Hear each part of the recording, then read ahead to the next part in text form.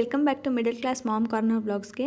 So ಎಲ್ಲರೂ ಕೂಡ ವೀಡಿಯೋನ ನೋಡ್ತಾ ಇದ್ದೀರಾ, ಸಪೋರ್ಟ್ ಮಾಡ್ತಾಯಿದ್ದೀರಾ. ಹಾಗೆ ಒಂದು ಪ್ಲೀಸ್ ಇಷ್ಟ ಆದರೆ ಒಂದು ಲೈಕ್ ಕೊಡೋದನ್ನು ಮಾತ್ರ ಮರೆಯೋಕ್ಕೆ ಹೋಗಬೇಡಿ.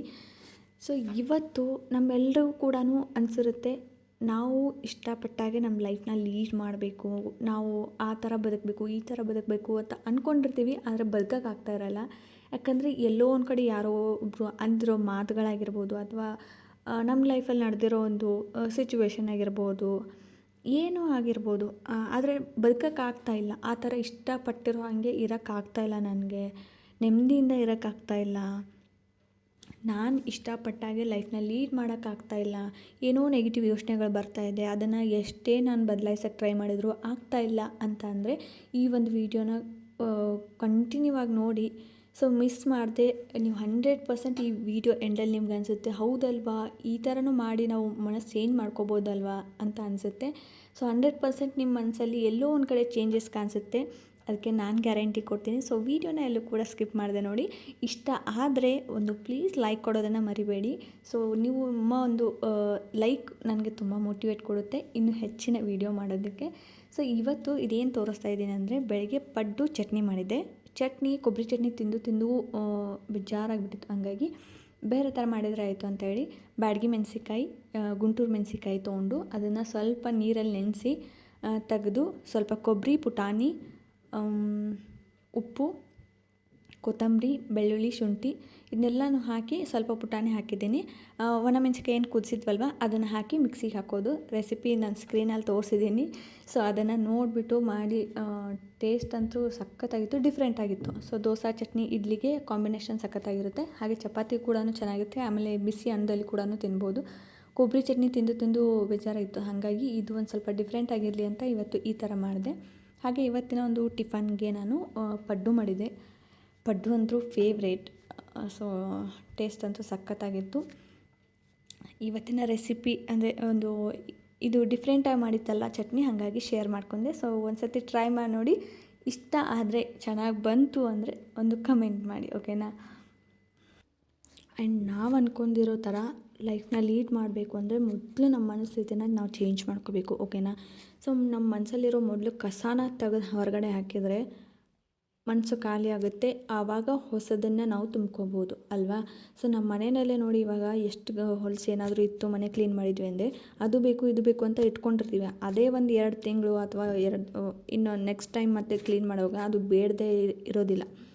ಸೊ ಬೇಡ ಅಂತೇಳಿ ಕಸಕ್ಕೆ ಹಾಕಿರ್ತೀವಿ. ಹಾಗೆ ಸೊ ಏನು ನಮ್ಮ ಮನಸ್ಸಲ್ಲಿರುತ್ತೆ ಅದನ್ನೆಲ್ಲ ಕೂಡ ಮೊದಲು ಕಟ್ಟಿ ಆಚೆ ಬಿಸಾಕಿದಾಗೆ ನಾವು ಹೊಸದನ್ನು ಏನಾದರೂ ನಾವು ನಮ್ಮ ಮನಸ್ಸಲ್ಲಿ ತೊಗೊಳಕ್ಕೆ ಸಾಧ್ಯ. ಸೊ ಹಾಗಾಗಿ ನಿಮ್ಮ ಒಂದು ಹಳೆಯ ನೆನಪುಗಳಾಗಿರ್ಬೋದು, ಅವ್ರು ಏನೋ ಅಂದಿದ್ದಾರೆ, ಯಾರೋ ಏನೋ ಅಂದಿದ್ದಾರೆ, ಯಾರೋ ಏನೋ ಹರ್ಟ್ ಮಾಡಿದ್ದಾರೆ ನಿಮಗೆ, ಅಥವಾ ನಿಮ್ಮ ಲೈಫಲ್ಲಿ ಏನೋ ಒಂದು ಅಪ್ ಆ್ಯಂಡ್ ಡೌನ್ಸ್ ಆಗಿದೆ, ಏನೇ ಆಗಿರ್ಬೋದು, ಎಲ್ಲವನ್ನು ಮೊದಲು ಕಟ್ಟಿ ಬಿಸಾಕಿ, ಓಕೆನಾ. ಸೊ ಹಳೆಯ ನೆನಪುಗಳು ಎಷ್ಟಿರುತ್ತೆ ಅಷ್ಟು ಜೀವನ ಕೊಳತು ಹೋಗೋಕ್ಕೆ ಸ್ಟಾರ್ಟ್ ಆಗುತ್ತೆ, ಕೊಚ್ಚೆ ನೀರಾಗಿಬಿಡುತ್ತೆ. ಹಾಗಾಗಿ ಮೊದಲು ಕಸದ ಬಿಸಾಕಿ. ಸೊ ಅಲ್ಲಿ ಕಲ್ತಿರೋ ಪಾಠನ ನೆನ್ಪಿಟ್ಕೊಳ್ಳಿ, ಬಟ್ ಅದನ್ನೇ ಜೀವನ ಮಾಡ್ಕೊಳಕ್ಕೆ ಹೋಗಬೇಡಿ. Just part of one life ಅಂತ ಹೇಳ್ಬಿಟ್ಟು ಸೊ ಅದನ್ನ ತೆಗೆದು ಹಾಕಿಬಿಡಿ.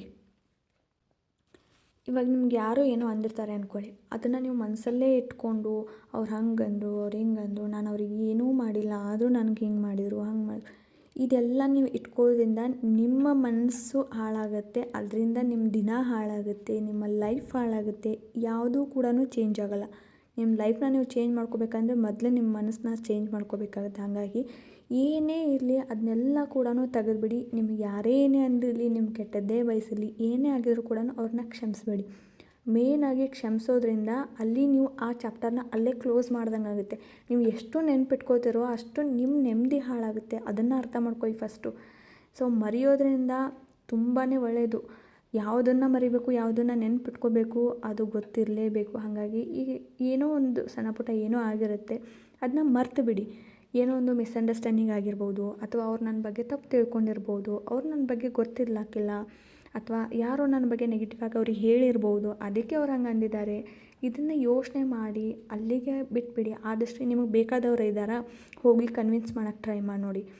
ಅಂದರೆ ಏನಾದರೂ ಮಾತಾಡಿದರೆ ಸರಿ ಹೋಗುತ್ತೆ ಅಂದರೆ ಹೋಗಿ ಮಾತಾಡಿ ಕ್ಲಿಯರ್ ಮಾಡ್ಕೊಳ್ಳಿ. ಇಲ್ಲ ಅಂದರೆ ಬಿಟ್ಟಾಕ್ಬಿಡಿ. ನಿಮಗೆ ಗೊತ್ತಿರುತ್ತಲ್ವ ಯಾರು ಬೇಕು ಅಂತ ಮಾಡ್ತಾರೆ, ಯಾರು ಅದು ಮಿಸ್ಅಂಡರ್ಸ್ಟ್ಯಾಂಡಿಂಗ್ ಆಗಿದೆ ಅಂತ ಹೇಳ್ಬಿಟ್ಟು. ಸೊ ಆ ಥರ ಏನಾದರೂ ಇದ್ದರೆ ಮಾತಾಡಿ ಕ್ಲಿಯರ್ ಮಾಡ್ಕೊಳ್ಳಿ. ಇಲ್ಲಾಂದರೆ ತಲೆನೇ ಕೆಡ್ಸ್ಕೊಳಕ್ಕೆ ಹೋಗ್ಬೇಡಿ, ಕ್ಷಮಿಸ್ಬೇಡಿ. ಅವ್ರು ಎದುರಿಗೆ ಬಂದರೂ ಕೂಡ ಒಂದು ಸ್ಮೈಲ್ ಮಾಡಿ ಚೆನ್ನಾಗಿ ಮಾತಾಡಿ, ಅಷ್ಟೇ ಪ್ರೀತಿ ಕೊಡಿ, ಅಷ್ಟೇ ಕಾಳಜಿ ಕೊಡಿ. ಏನೂ ಮನಸ್ಸಲ್ಲಿ ಇಟ್ಕೊಳಕ್ಕೆ ಹೋಗಬೇಡಿ. ಫೇಕ್ ಸ್ಮೈಲ್ ಕೂಡ ಕೊಡೋಕ್ಕೆ ಹೋಗಬೇಡಿ. ನಿಮ್ಮ ಹಾರ್ಟ್ಲಿ ಚೆನ್ನಾಗಿಯೇ ವಿಶ್ ಮಾಡಿ, ಚೆನ್ನಾಗಿಯೇ ಮಾತಾಡಿ. ಅವ್ರು ಎದುರಿಗೆ ಬಂದರೂ ಕೂಡ ಅಷ್ಟೇ ಖುಷಿಯಾಗಿ ಮಾತಾಡಿ. ಅವ್ರು ಫೋನ್ ಮಾಡಿದ್ರು ಕೂಡ ಅಷ್ಟೇ ಖುಷಿಯಾಗಿ ಮಾತಾಡಿ. ಸೊ ಅಲ್ಲಿ ನೀವು ನೆಮ್ಮದಿಯಾಗಿರ್ತೀರ, ಓಕೆನಾ. ಸೊ ಒಬ್ಬರನ್ನ ಕ್ಷಮಿಸೋದ್ರಿಂದ ನೀವು ನೆಮ್ಮದಿಯಾಗಿರ್ತೀರ. ಸೊ ಅದನ್ನೇ ನೀವು ಮನಸ್ಸಲ್ಲಿ ಇಟ್ಕೊಂಡ್ರೆ ಅವ್ರು ಪ್ರತಿದಿನ ಯಾವಾಗಲಾದ್ರೂ ಸಿಕ್ಕಾಗೂ ನಿಮ್ಮ ನೆಮ್ಮದಿ ಹಾಳಾಗುತ್ತೆ. ಆ್ಯಂಡ್ ನಿಮ್ಮ ಮನಸ್ಸಲ್ಲಿ ಕೂಡ ಅದು ಯಾವಾಗಲೂ ಕಸ ಆಗಿ ಉಳ್ಕೊಂಡೇ ಇರುತ್ತೆ. ಹಾಗಾಗಿ ಮೊದಲು ಅದನ್ನು ಕ್ಷಮಿಸಬೇಕು, ಓಕೆನಾ. ಸೊ ಹಾಗಾಗಿ ಅಲ್ಲಿ ಕೂಡ ನಾವು ನಮ್ಮ ಲೈಫ್ನ 100% ನಾವು ಚೇಂಜ್ ಮಾಡ್ಕೋತೀವಿ. ನೀವು ಟ್ರೈ ಮಾಡಿ ನೋಡಿ, ಯಾರೇ ಆಗಿರಲಿ ರೀ. ಹಾಗಂತ ಹೇಳ್ಬಿಟ್ಟು ಅಂಥವ್ರನ್ನೆಲ್ಲ ಕೂಡ ಮತ್ತೆ ನಾವು ಅವ್ರ ಜೊತೆನೇ ಹೋಗಬೇಕಾ, ಅವ್ರನ್ನೇ ಇದು ಮಾಡಬೇಕಾ ಅಂತ ಅಂದರೆ ಒಂದು ಬೌಂಡ್ರಿ ಸೆಟ್ ಮಾಡ್ಕೊಳ್ಳಿ. ನಿಮ್ಮನ್ನು ನೀವು ಓಕೆ, ನಿಮಗೆ ಅವ್ರಿಗೆ ಹೊಂದಾಣಿಕೆ ಆಗ್ತಾ ಇಲ್ವಾ. ಸೊ ನೋಡಿ, ಎಲ್ಲರೂ ಕೂಡ ಹೊಂದಾಣಿಕೆ ಆಗಬೇಕು ಅಂತ ಏನೂ ಇಲ್ಲ. ಎಲ್ಲರೂ ಲೈಫಲ್ಲಿ ನಾವು ಒಳ್ಳೆಯವರು ಆಗಬೇಕು ಅಂತ ಏನಿಲ್ಲ. ಕೆಲವೊಬ್ರಿಗೆ ಒಳ್ಳೆಯವ್ರು ಆಗ್ತೀವಿ, ಕೆಲವೊಬ್ರು ಲೈಫಲ್ಲಿ ವಿಲನ್ ಆಗ್ತೀವಿ, ಹೇಳಕ್ಕೆ ಬರೋದಿಲ್ಲ. ನಮ್ಮ ಲೈಫಲ್ಲಿ ಕೆಲವೊಬ್ರು ವಿಲನ್ ಆಗ್ತಾರೆ, ಕೆಲವೊಬ್ರು ಒಳ್ಳೆಯೊಬ್ರು ಆಗ್ತಾರೆ. ಅದು ಹೇಳಕ್ಕೆ ಬರಲ್ಲ. ಪರಿಸ್ಥಿತಿ ಹಂಗಿರುತ್ತೆ, ಮನಸ್ಥಿತಿ ಹಂಗಿರುತ್ತೆ. ನಾವು ತಿಳ್ಕೊಂಡಿರೋದೇ ಬೇರೆ ಆಗಿರ್ಬೋದು, ಏನೋ ಮಿಸ್ಅಂಡರ್ಸ್ಟ್ಯಾಂಡಿಂಗ್ ಆಗಿರ್ಬೋದು, ಹೇಳೋಕ್ಕಾಗಲ್ಲ ಅಲ್ವಾ. ಎಲ್ಲರನ್ನೂ ಇಷ್ಟಪಡಬೇಕು ಅಂತ ಯಾವ ರೂಲ್ಸೂ ಇಲ್ಲ. ಅದನ್ನು ಅರ್ಥ ಮಾಡ್ಕೋಬೇಕು. ನಮ್ಮ ಮನೆಯಲ್ಲೇ ಇವಾಗ ನಾವು ಸಿಸ್ಟರ್ಸ್ ಇರ್ತೀವಿ, ಬ್ರದರ್ಸ್ ಇರ್ತೀವಿ, ನಮ್ಮ ನಡುವೆ ಕೆಲವೊಂದು ಸರ್ತಿ ಮಿಸ್ಅಂಡರ್ಸ್ಟ್ಯಾಂಡಿಂಗ್ ಆಗಿರುತ್ತೆ, ಕೆಲವೊಂದು ಸರ್ತಿ ಹೊಂದಾಣಿಕೆನೇ ಇರೋದಿಲ್ಲ. ಹಂಗಿದ್ಮೇಲೆ ಯಾರೋ ಎಲ್ಲಿಯೋರೋ ನಮಗೆ ಹೊಂದಾಣಿಕೆ ಆಗಬೇಕು, ನಮ್ಮನ್ನು ಅರ್ಥ ಮಾಡ್ಕೋಬೇಕು ಅಂತ ಎಕ್ಸ್ಪೆಕ್ಟೇಷನ್ ಇಟ್ಕೊಳ್ಳೋದು ಫಸ್ಟ್ ಆಫ್ ಆಲ್ ನಮ್ಮ ತಪ್ಪಾಗುತ್ತೆ. ಹಾಗಾಗಿ ಬಿಟ್ಬಿಡಿ, ಮರ್ತುಬಿಡಿ, ಅಷ್ಟೇ ಹ್ಯಾಪಿಯಾಗಿರಿ. ಅವ್ರು ಸಿಕ್ಕಾಗೂ ಕೂಡ ಅಷ್ಟೇ ಹ್ಯಾಪಿಯಾಗಿ ಮಾತಾಡಿ, ಮನಸ್ಸಲ್ಲಿ ಇಟ್ಕೊಳಕ್ಕೆ ಹೋಗಬೇಡಿ, ಓಕೆನಾ.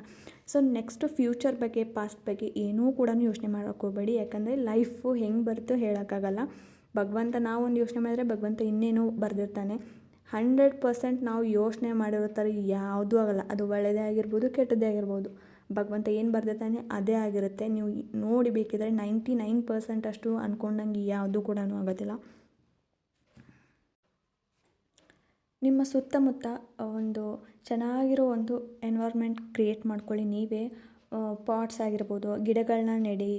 ಆಮೇಲೆ ಒಂದು ಶಾಂತ ರೀತಿಯಾದಂಥ ಮನೆ ವಾತಾವರಣ ಕಾಪಾಡ್ಕೊಳ್ಳಿ. ಅದರಿಂದ ಕೂಡ ನಿಮ್ಮ ಪಾಸಿಟಿವಿಟಿ ಹೆಚ್ಚಾಗುತ್ತೆ, ಎನರ್ಜಿ ಬರುತ್ತೆ, ಪಾಸಿಟಿವ್ ಎನರ್ಜಿ ಬರುತ್ತೆ. ಎಷ್ಟು ನೀವು ಗ್ರೀನರಿನ ನೀವು ನೋಡ್ತೀರಾ, ಅಷ್ಟು ನಮಗೆ ಪಾಸಿಟಿವ್ ಎನರ್ಜಿ ಸಿಗುತ್ತೆ. ಸೊ ಹಾಗಾಗಿ ಆದಷ್ಟು ನಿಮ್ಮ ಸುತ್ತಮುತ್ತ ಇರೋ ಪ್ಲೇಸ್ನ ನೀವು ಚೆನ್ನಾಗಿ ಇಟ್ಕೊಳಕ್ಕೆ ಟ್ರೈ ಮಾಡಿ ನೋಡಿ.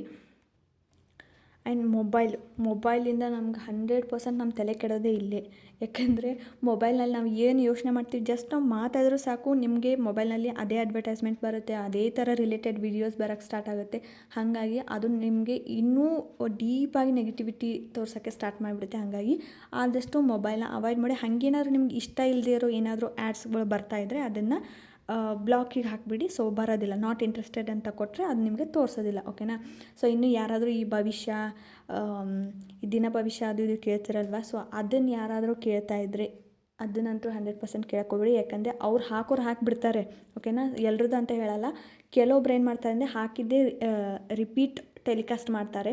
ಸೊ ಅದು ಒಬ್ಬರು ಲೈಫಲ್ಲಿ ಎಷ್ಟು ಇದಾಗುತ್ತೆ ಅಂದರೆ ಅದು ಅವತ್ತಿನ ಭವಿಷ್ಯ ಇರೋದಿಲ್ಲ, ಆದರೂ ಕೂಡ ಅವ್ರು ಹಾಕಿರ್ತಾರೆ. ಬಟ್ ಭವಿಷ್ಯ ನೋಡೋರು ಅವತ್ತು ನೋಡಿಬಿಟ್ಟು ಹಿಂಗಾಗುತ್ತೆ ಅಂತ ಹೇಳಿ ಅದನ್ನೇ ಯೋಚನೆ ಮಾಡ್ಕೊತ ಅವ್ರು ದಿನಾನ ಹಾಳು ಮಾಡ್ಕೋತಾರೆ. ಆದರೆ ಅದು ಅವತ್ತಿಂದು ಟೆಲಿಕಾಸ್ಟ್ ಆಗಿರೋದನ್ನೇ ಮತ್ತೆ ವಾಪಸ್ ಹಾಕಿರ್ತಾರೆ. ಅದು ಯಾರೂ ಕೂಡ ಅಬ್ಸರ್ವ್ ಮಾಡೋದೇ ಇಲ್ಲ. ಹಾಗಾಗಿ ಸೊ ಇವತ್ತಿನ ವೀಡಿಯೋ ನಿಮ್ಗೇನಾದ್ರು 1% ಅವ್ರು ಇಷ್ಟ ಆದರೆ ಪ್ಲೀಸ್ ಲೈಕ್ ಮಾಡಿ, ಶೇರ್ ಮಾಡಿ, ಸಬ್ಸ್ಕ್ರೈಬ್ ಮಾಡಿ. Thank you.